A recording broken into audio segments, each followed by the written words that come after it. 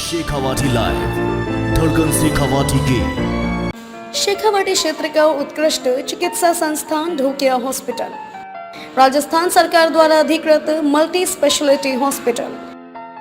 Bulldozer पर चढ़े पूर्व विधायक कॉमरेड अमराराम, प्रशासन ने फिलहाल रोकी कार्रवाई। बाशड़ी रलावता में भारी पुलिस जाब्ते के साथ कार्रवाई करने पहुंचा प्रशासन। दातारामगढ़ विधानसभा क्षेत्र के बाशड़ी गांव में दातारामगढ़ तहसीलदार के नेतृत्व में भारी पुलिस जाब्ते के साथ प्रशासनिक अमला सड़क बनाने के नाम पर गरीबों के घर तोड़ने पहुंचा। बुलडोजर से कार्रवाई शुरू करने पर ग्रामीणों ने भारत की कम्युनिस्ट पार्टी के राज्य सचिव कॉमरेड अमराराम को फोन कर मदद की गुहार लगाई। पूर्व निर्धारित कार्यक्रम छोड़कर कॉमरेड अमराराम घटनास्थल पर पहुंचकर तहसीलदार को कार्रवाई रोकने के लिए कहा तो तहसीलदार ने नोटिस का हवाला देते हुए कहा कि कार्रवाई जारी रहेगी।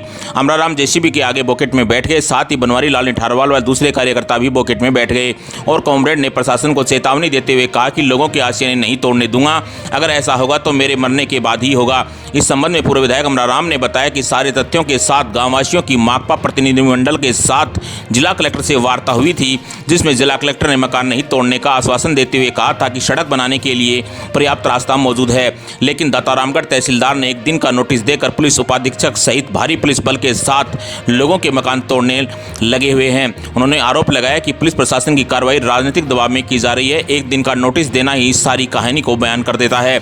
वहीं अमराराम के बाशड़ी गांव में होने की खबर क्षेत्र में फैलते ही माकपा तहसील सचिव हरफुल सिंह बाजिया, किसान सभा के प्रदेशाध्यक्ष पेमाराम, इंद्र सिंह लांबा, खोरा सरपंच भगवान साहेब ढाका, बनवारी लाल, कॉमरेड फूलचंद, पूर्व छात्र संघ अध्यक्ष सुभाष जाखड़, मुकेश रोज, महेश पालीवाल सहित माकपा कार्यकर्ता घटनास्थल पर पहुंच गए और आखिरकार प्रशासन ने कार्रवाई रोक दी। माकपा ने नाजायज रूप से तोड़े गए मकानों का मुआवजा देने की भी मांग की है। शेखावाटी लाइव के लिए दातारामगढ़ से लिखा सिंह सैनी की रिपोर्ट। हो गया, जबकि किस प्रशासन की इतनी बड़ी साजिश थी, क्या करना चाहते थे वो तो मेरे को पता नहीं। जबकि जो भी कांग्रेस के जितने भी सदस्य हैं उसने सभी ने मिलकर हमारे गांव में जिस चीज़ के घर में खिलाफ चल रहे थे, लड़ाई झगड़ा को रजिश निकाल रहे थे, जबकि कई महिलाओं की चोट भी आई है, उसका पता भी नहीं कि क्या क्या करना चाहते थे। जिला प्रशासन सदस्य जयंत निठारवाल, शिषपाल निठारवाल, गोपाल निठारवाल, जयसाराम जी निठारवाल, जो सुबह से जुड़े हुए सभी सदस्य, सभी ने हमारे को मारने की साजिश रची थी। पर उससे हमें क्या पता था, जो महिलाएं कुछ घर में काम कर रही थी उसे यह भी पता नहीं खाना बना रही थी कि हम खाना बना रहे हैं। पीछे से जेसीबी आई और तोड़ फोड़ चालू कर दी। किसी को कितना नुकसान हुआ वो तो हम ही जानते हैं।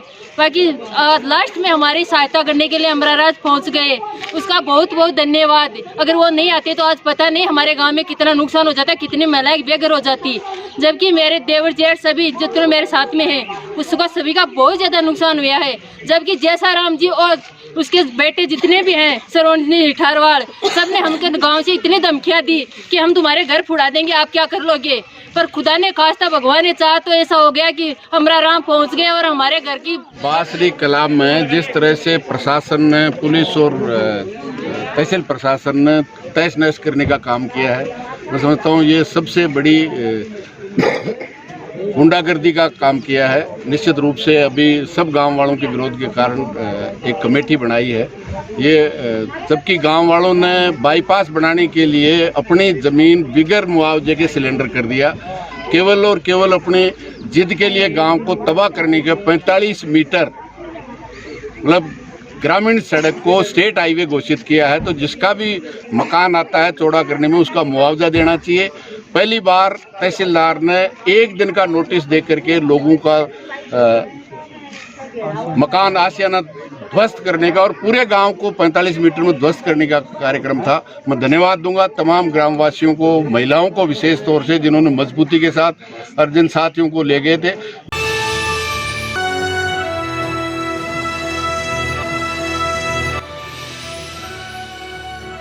ये है शेखावाटी लाइव, धड़कन शेखावाटी की।